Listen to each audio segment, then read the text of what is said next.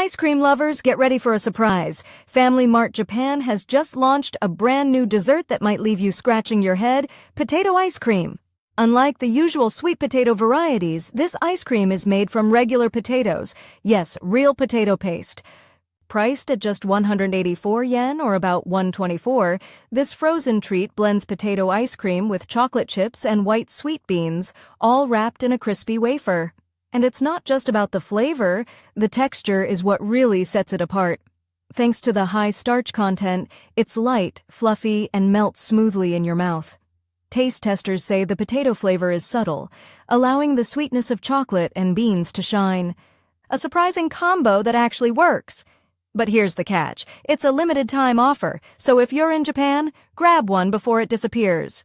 Would you try potato ice cream? Let us know in the comments. And don't forget to like and subscribe for more bizarre food news.